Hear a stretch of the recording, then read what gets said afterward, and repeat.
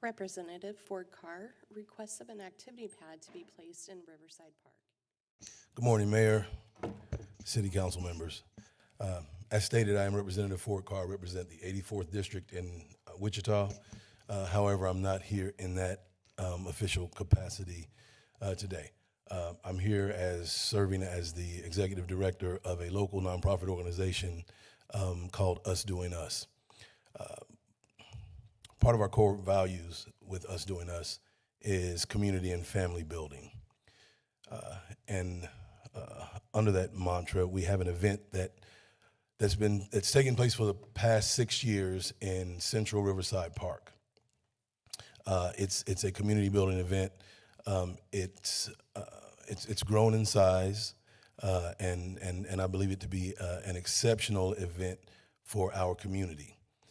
My request today is that we partner with the city and have the city come out and provide an activity platform, which is basically a 30 by 30 concrete pad that allows the participants in that event to come down and dance, and any other activity that might take place in Riverside Park. Of course, it wouldn't be exclusive to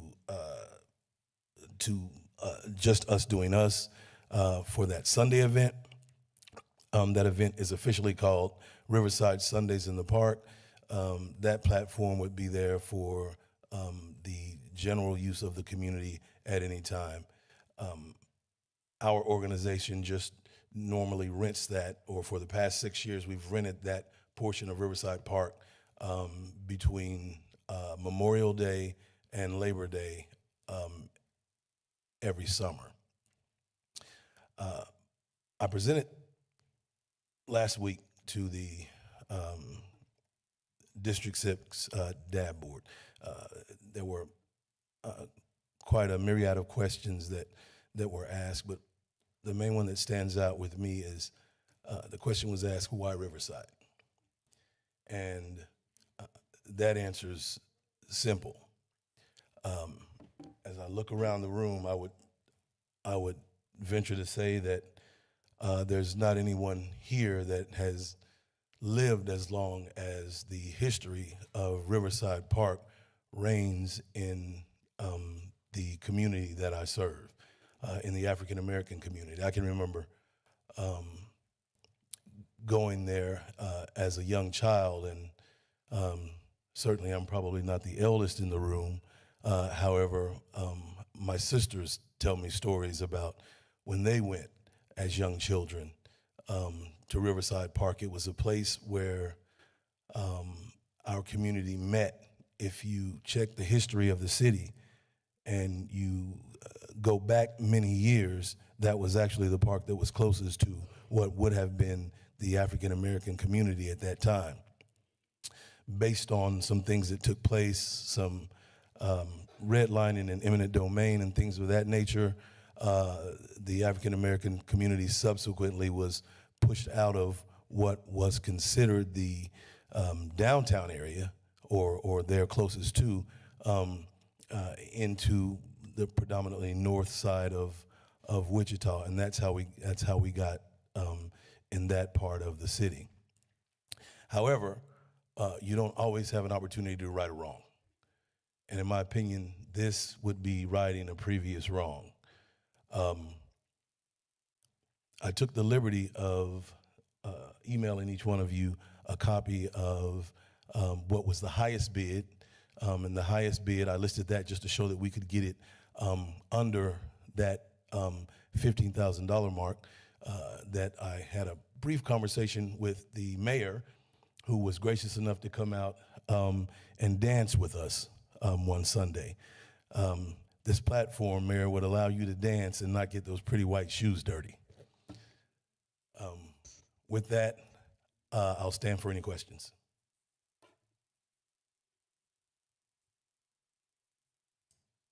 Just had one question. I know you said this is a nonprofit called Us Doing Us.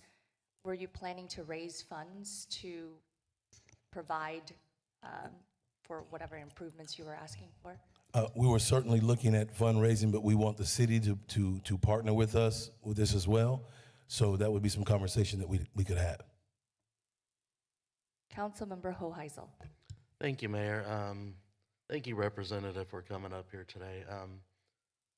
Sometimes my people send emails to my sister-in-law, M. Hoheisel. So I'm looking through my email here. I don't see anything. Could you just, how much was the price? So I sent that from a personal email address. It would read fcar21, but the figure that we had discussed previously, when I say we, I mean myself and the mayor, was to try to get it to fall under $15,000. I actually got 3 different bids. Each one of them were below the $15,000, but I sent you the most expensive bid. I understand that the city's got their own bidding process, so I wasn't going to try to circumvent that. But that was just to show that we can certainly do it and have it done by someone that is, and they're actually a licensed contractor for the city. So that's the reason I sent that bid. Okay, appreciate it. Thank you. Councilmember Glasscock. Thank you, Representative. I just went through my email. I also did not get that email, so if you could forward that over, I would appreciate it. Let me ask this question, because I sent it through the email system at the city. So possibly there's a hang up there. I don't know. But before I leave, then I'll be certain and get each one of your individual email addresses, and that way I can be certain that you have it. Councilmember Hoheisel. Thank you, Mayor. Yeah, we've had some email issues over the past month or so with some spam emails coming in, so it may have just gotten caught up in that process. So apologies if that's what it was. But yeah, I'd love to see it. Love to see the pricing on this. Thank you, sir. Representative Carr, it actually came from your Us Doing Us email, and I'm forwarding it now to all the council members. I think I sent you 2 separate emails, Mayor, so you probably did get one from Us Doing Us. For whatever reason, and it may have been some of the glitches that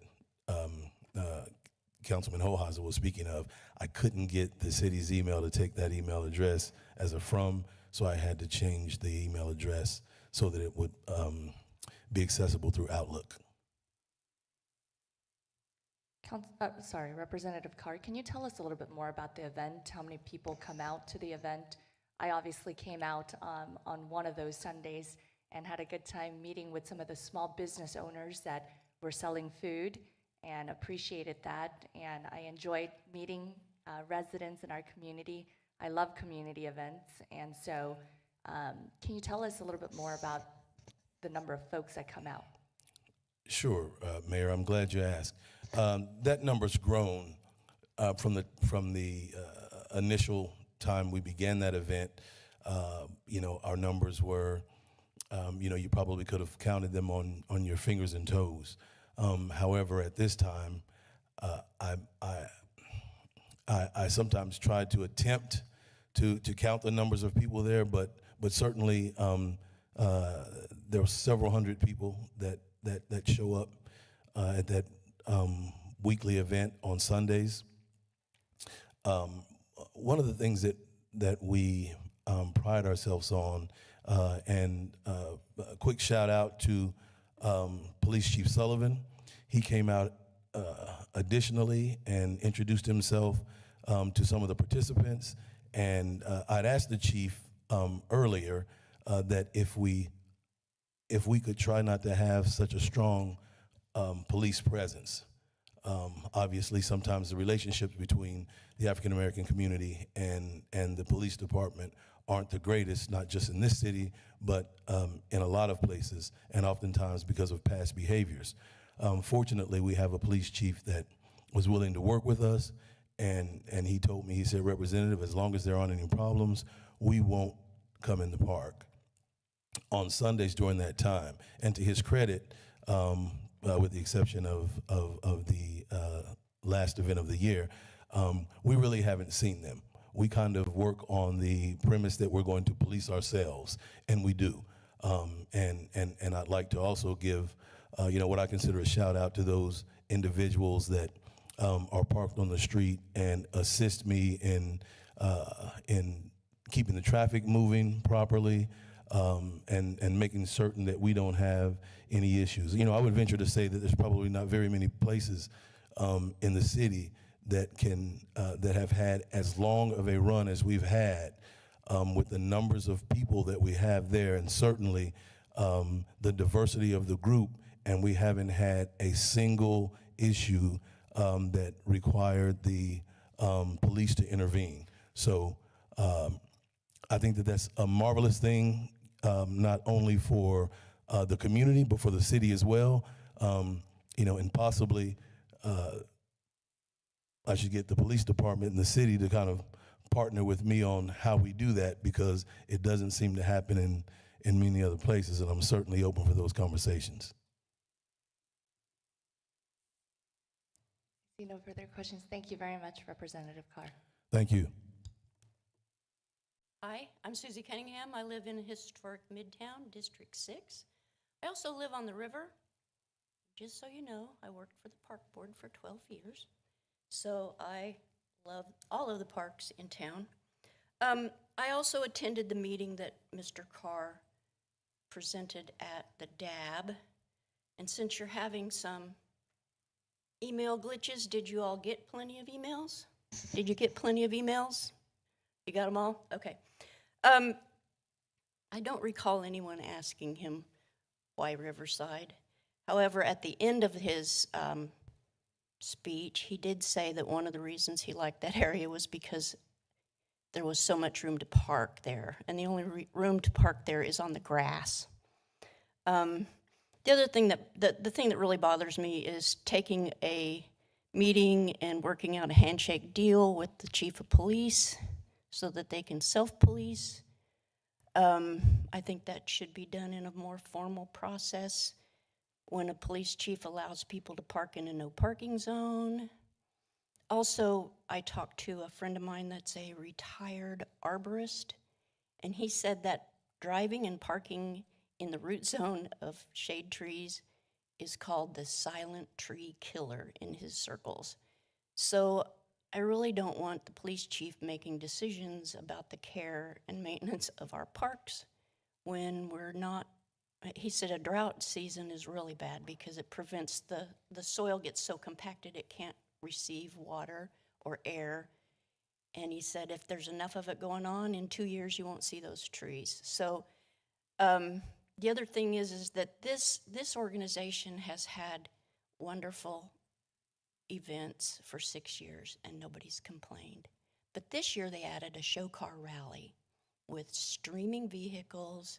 They took over the street. It was kind of unsafe. The DJ said that 400 people were there. It seems to me that Mr. Carr has done such a great job growing his event that he's outgrown the park. And I'm also worried about how many things can you put in that park. If you count up all the things that are in that park, will it continue to be a park? Plus, I don't know if you noticed or not, but there's a really nice gazebo that's about 40 feet in diameter with a roof, lights, electricity, ADA sidewalks to it. I really don't think we need that. And what if that slab and later pavilion helps his event grow even further? Right now, it runs from the Murdoch roundabout all the way to the NIMS roundabout. It is not just a little section of the park that he gets a permit on. So I think if we need to increase use in other areas, we might look into other parks that are bigger, but I also think cars should be parked. I went to a car show, the American Legion car show this weekend, and they had parks lined up, or they had cars parked lined up with the hoods open, sitting there with flyers, and they were so proud of each one of them were proud of their cars. And I took my brother, he drives a 42 Chevy. They weren't just running around and around and around, cruising around like it's Douglas, because it's not Douglas. But anyway, I really think that there are other places in the park. There's a bandstand right across the street from where it's ending up, just to the west of the zoo. There's Park Villa where they could be indoors and outdoors in a big parking lot. Manissa Shelter has 2 giant parking lots. But no matter where it goes, the noise will have to be calmed down because when the crowd gets big, it gets really loud. And when you're on the river, the sound intensifies, it amplifies. I live around 2 bends, and I can still hear it. I don't mind it because it's muffled. But I can tell you from where I live, a block south of North High, I can hear the football players call their plays when they're practicing at North High. So let me tell you, it does get on that flat water and go. So I guess that's all I have to say. This isn't a plan to kill a wonderful event. It's maybe just put some parameters on it. So thank you. Councilmember Hoheisel. Thank you, Mayor. Hey, Susie? Yes? Do you know if the car show you're talking about, right here, was it a one-time thing, or is it every Saturday? No, they or have it, Sunday? I think it's annually. It's held in Hayesville at the Antique Vickers Station, the historic marker. Well, I'm talking the one in Oh. Riverside. Every Sunday. It's they've been doing the I car think show they've every joined Sunday. in several, maybe last year, but it's become a part of it. I think because that last Sunday fell on Labor Day, it might have been more. But yeah, the cars are a part of it. It's been that way for quite a while. Okay, and so And it is every Sunday, yeah. okay, so with the actual car show, was there like an actual car show, or is it No, just? it's just the cruisers with their fancy cars. Mr. Carr described it at the DAB meeting. They clean up their cars, they come, and they want to cruise. They want to show it off, just like we all did on Douglas, but it's not Douglas, Okay. and it is every week. So, Okay, appreciate it. Thank you. all right, thank you. Councilmember Johnson. Thanks, Mayor. Not an opinion either way, just clarifying culturally. It's every Sunday, but what we like to do is show off the vehicles we have. So the rims, we get them all shined up, tires, play the music, tinted windows, all that. Drive real slow so everybody can see you just showing off. So it's not car show, it's just part of the event that he's doing, but we tend to do that wherever we at.